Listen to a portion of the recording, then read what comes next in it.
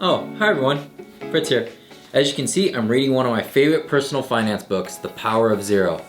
But in this video, I'm not only going to introduce you to this book, but my top 3 favorite books on personal finance, especially for those of you who are just starting out on your financial independence journey. With that said, let's get started.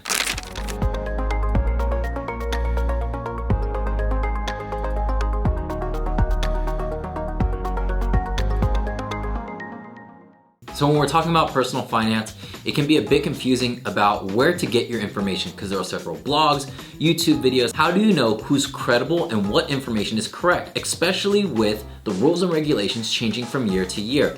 This is something that schools just don't teach you, and why, I have no idea. It's something that we never learn in high school, and it's something that is not taught in college in the general education, yet we're stuck learning things like physics. I mean, I was a biology major taking calculus. What do I need calculus for? But personal finance, the thing that I actually need, because some of us who are going to college actually have debts that we have to pay off, that stuff's not taught to us. And if I could only recommend one book out of all the books that I'm gonna recommend, it would be The Power of Zero. And the reason why I would recommend this book over all the other books is because in today's day and age, people don't have that much trouble making money. With things like the internet, passive income, entrepreneurship, all coming to a rise, it's not hard to imagine people making a lot of money nowadays. But what people don't take into consideration is the taxes that are associated with it. Is that yes, while we're working, while we have active income, we're able to save for the future, pay our taxes, and afford our cost of living. But what happens when that steady stream of income stops and all that we have left is the money that we saved up, whether it be through a company program like a 401k or an independent plan like a Roth IRA? How can we mitigate our expenses, one of them being taxes, in order to survive when we no longer want to work anymore? And this book is gonna go over several examples of those scenarios. So whether you have a 401k, a Roth IRA, life insurance, a pension, this book is gonna go over all those scenarios, and it actually goes into detail how you should plan for your retirement as well, because the best thing that you could do for yourself is retire in the zero tax bracket. But what happens if, based off the benefits that you receive from your company, you can't retire in the zero tax bracket? Then you wanna reduce your tax bracket as much as possible, and this book is gonna actually go over several examples in order to help you achieve that goal. And for those of you who are saying, well, Fritz, I don't really have a lot of time to read a book, my response would be, The Power of Zero is actually not that long of a book and is less than 150 pages. But if for some reason that book is still too long for you, I have a book that's actually under 50 pages called the Millionaire Booklet. And in this book, you're gonna learn how you can make $1 million.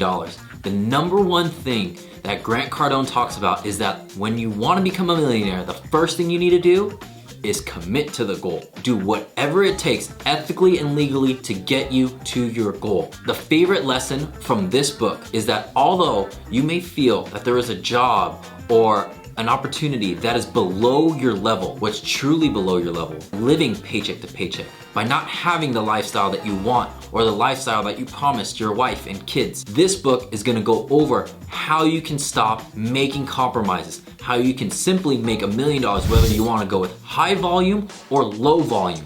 This book is gonna go over all those things. So the topic of making money, which wasn't covered in The Power of Zero, will be covered in the Millionaire Booklet. It's only 50 pages, but if for some reason you're telling me, Fritz, it's actually not the amount of time that I have to dedicate to reading a book, it's actually reading a book. I don't like reading books, or that I can't designate time out of my day to read a book. I need something else, something that's gonna be read to me.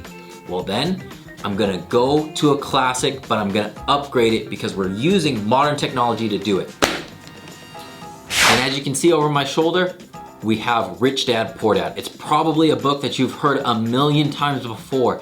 And what does this book have to offer you that the 2 other books don't? The 2 previous books, The Power of Zero, it goes over retirement plans and solutions, saving solutions for your future, how you can reduce your tax bracket. The Millionaire Booklet, it goes over how you can make a lot of money while you still have the strength to work. But Rich Dad, Poor Dad, it can accompany both of these books really, really good because it doesn't really go over a step-by-step fashion of how to save for the future or how to really make money for the future, but it really focuses on your mindset.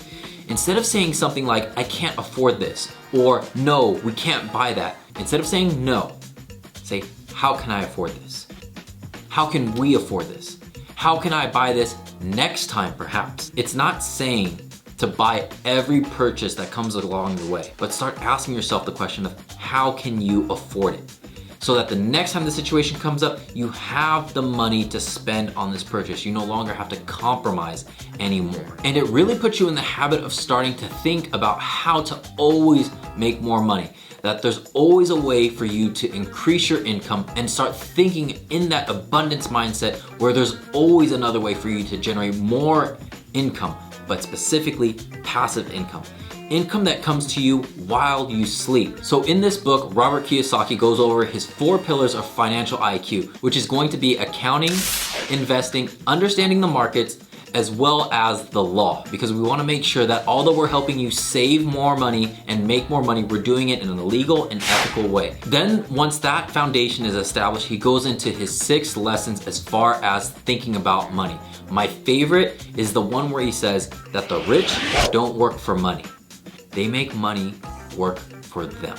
So if you don't have time to read a book, this is one that I definitely recommend that you have read to you. And if you need any of the links for these books, I'm gonna list them down below. The biggest thing is that these people have experience in their field. Robert Kiyosaki and Grant Cardone have a lot of experience in real estate. So they know how to make active income through real estate transactions, but also how to make those real estate transactions generate passive income for them.